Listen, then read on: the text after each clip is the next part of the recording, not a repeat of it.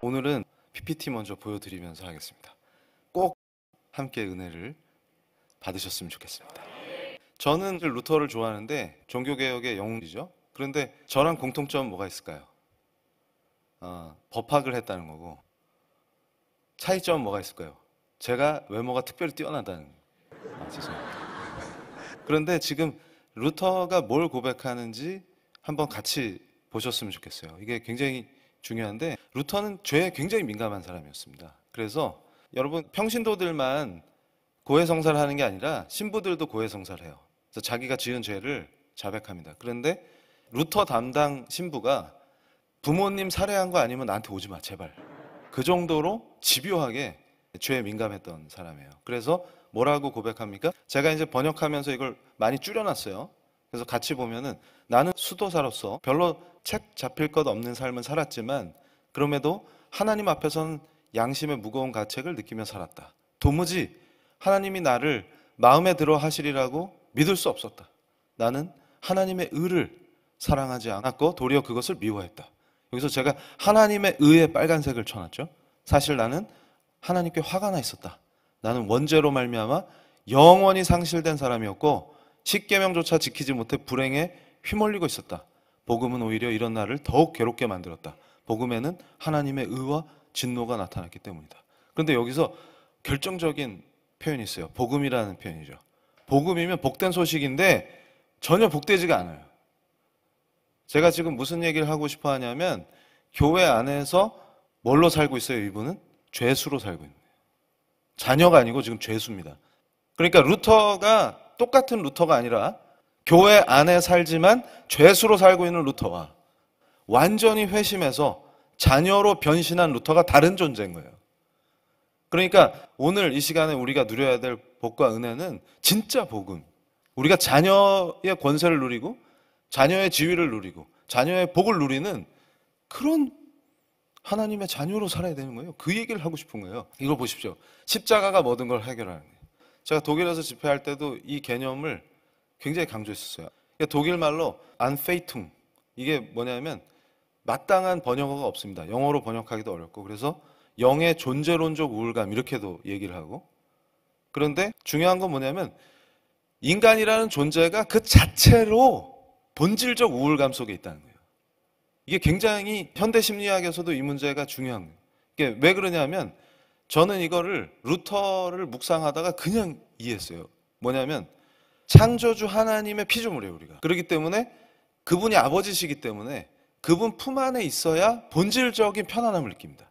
그러니까 순간 나 자유로워 이런 자유 말고 진짜 본질적 자유 있잖아요. 죄나 억압, 수많은 우상, 그다음에 나를 누르는 여러 가지 터부들, 이런 걸로부터 완전히 자유한 자유, 해방, 그 다음에 편안함, 성령께서 주시는 평화, 이런 거를 아버지 품으로 돌아가지 않으면 누릴 수가 없어요.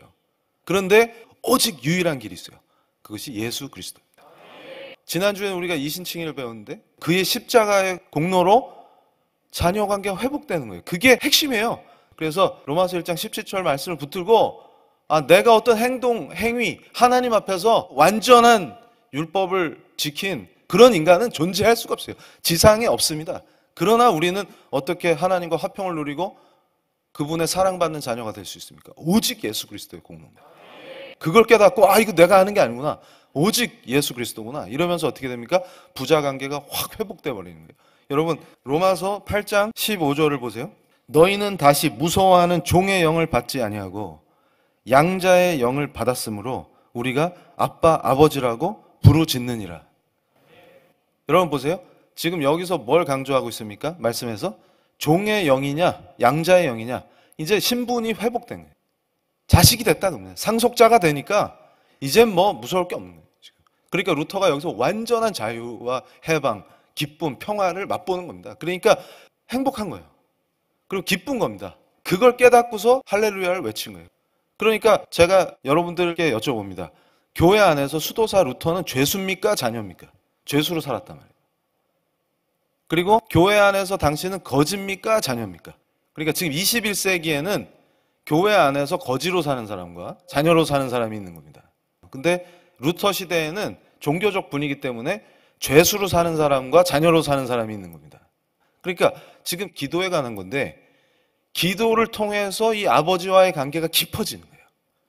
그런데 비나이다 비나이다 이렇게 기도를 하면 어떻게 될까요? 자녀가 아니잖아요. 지금 거지예요. 그러니까 지금 자기 욕망을 위해서 기도한다는 뜻은 뭡니까? 지금 거지란 얘기죠. 거지는 지금 필요를 채우기 위해서 누구한테 구걸하잖아요. 그러니까 기도가 구걸이 되니까 거지라는 거예요. 근데 자녀는 레벨이 다릅니다. 기도가 구걸이 아니고 아버지와 소통하는 거예요. 아버지한테 부탁드리고 아버지 제가 지금 이런 상황인데요. 이렇게 가는 거예요. 그걸 지금 극명하게 보여주는 거예요. 그러니까 뭐냐면 우리는 지금 뭘 먹나 뭘 입나 이걸 기도하는 사람들이 아니라고. 레벨이 달라져야 되는데 맨날 기도가 뭐 입을까 뭐 먹을까 여기에 머물러 있으니까 거지죠. 그러니까 아버지한테 맨날 뭐 주세요 뭐 주세요 이러고만 있는 거예요 지금. 그런데 본질이 달라진대요. 당신 자녀다. 그리고 지금 로마서 8장 15절이 뭘 얘기합니까? 당신 노예야? 자녀야. 그러니까 주의 종이 된다는 그 의미하고 여기서 노예라는 얘기는 전혀 다른 얘기죠. 아직도 죄의 종노릇하고 난 죄 졌으니까 어떡하지? 이러면서 노예로 살고 있는 거예요 지금. 뭔가에 묶여가지고. 그래서 제가 빵꾸난 영 그걸로 젊은이들을 뜨겁게 달구는데 우리가 창세기 3장에서 가슴 한켠에 빵꾸가 났어요. 아버지 품에 돌아가질 못하니까 항상 불안하고 두렵고 뭘 해도 만족이 없는 거예요. 그래서 젊은이들이 자꾸 어디에 중독되는 것도 그 빵꾸를 메워보려고 그래요. 근데 그거 예수 그리스도 아니면 메워지지 않습니다. 그러니까 그 빵꾸 메워보겠다고 술을 퍼마셨더니 위가 빵꾸 나고 그랬더니 시리즈로 카드가 빵꾸 나고 그게 빵꾸예요. 그래서 그 빵꾸는 결코 다른 걸로 메울 수가 없다. 이겁니다. 그게 바로 루터가 얘기한 unfaithing의 문제예요. 그러니까 인간이 갖고 있는 본질적 불안감을 해결하는 유일한 길은 예수 그리스도 그의 공로로 해결되더라. 이걸 루터가 딱 붙잡으니까 어떻게 돼요? 자녀의 지위가 회복되면서 정체성이 바뀌니까 할렐루야 이렇게 됩니다. 자, 그래서 제가 루터의 기도가 어떻게 바뀌는지 보여드릴게요. 자, 비포 애프터입니다. 그러니까 그 루터라는 종교개혁의 위대한 영웅이 어떻게 바뀌었나 보세요.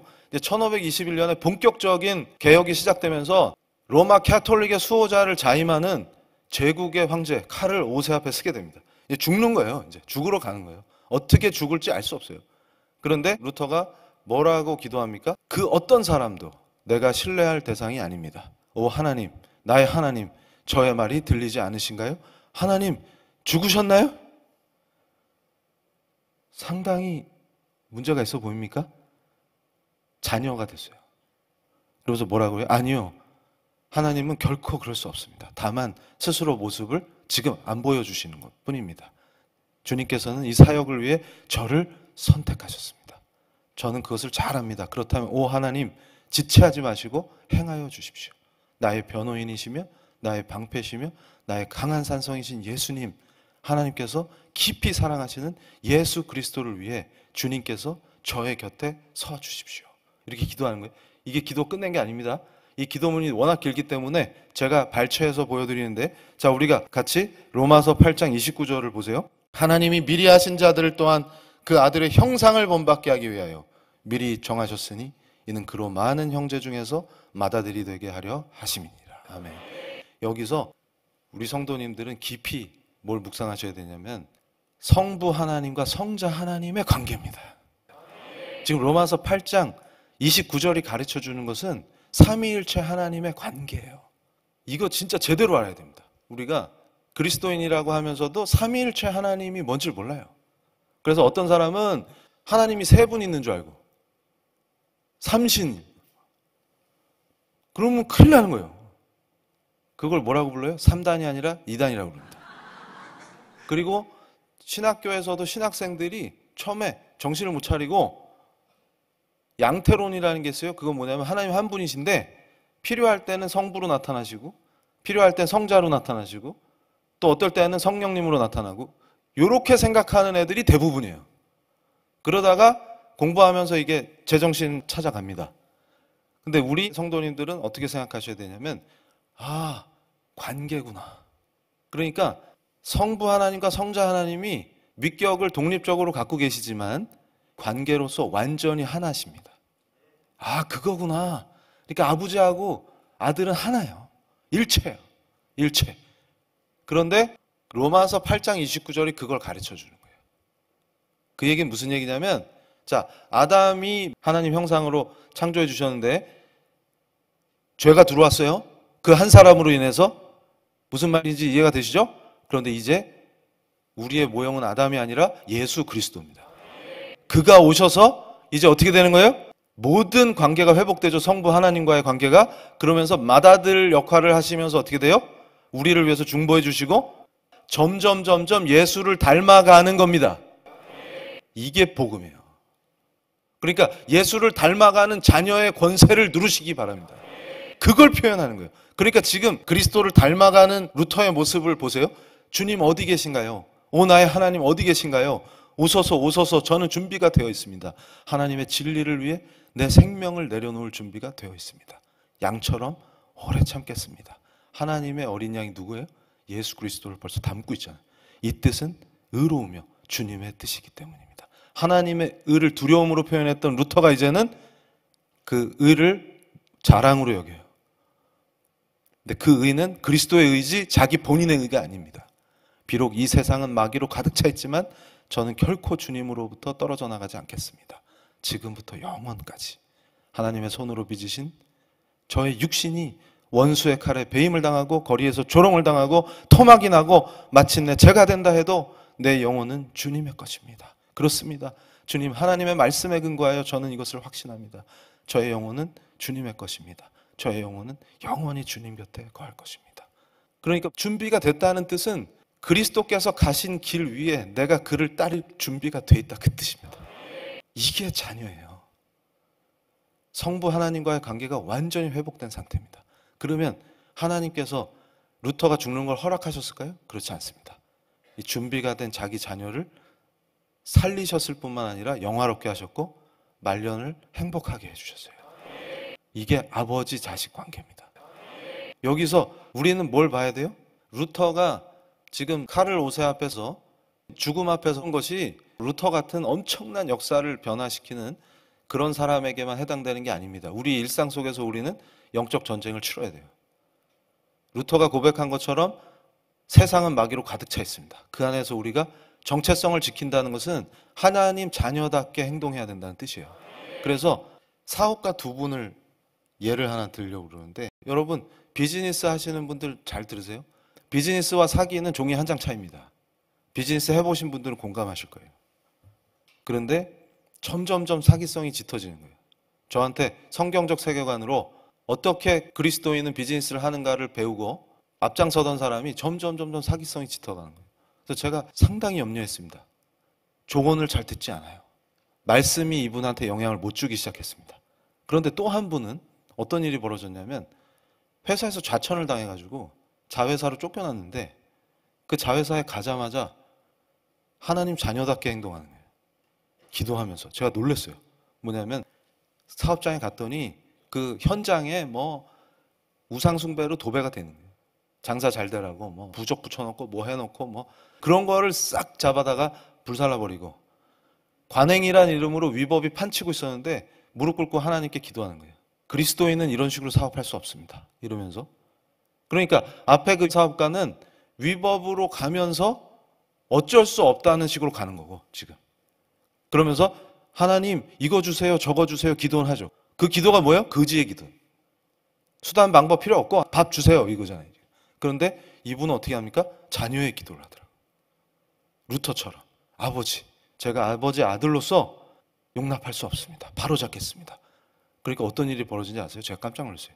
6개월 안에 적자였던 자회사가 흑자로 돌아서 하나님 함께 해주시는 거예요. 이게 자녀의 권세예요. 하나님께서는 분명히 길을 여시는 거예요.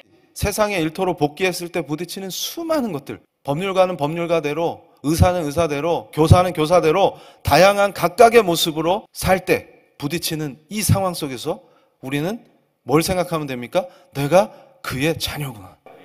과거에 루터가 했던 죄수의 기도가 아니라, 혹은 거지의 기도가 아니라, 노예의 기도가 아니라 당당한 회복된 성부 하나님의 자녀로서 기도를 드릴 때 그가 모든 것을 풀어주시고, 그리고 내가 그 자녀의 입장에 서서 그를 영화롭게 하겠다는 그 자세로 나가면서 기도할 때 모든 억압과 핍박과 두려움과 공포와 눌림과 마귀의 권세가 무너질 것이라고 믿는 것입니다.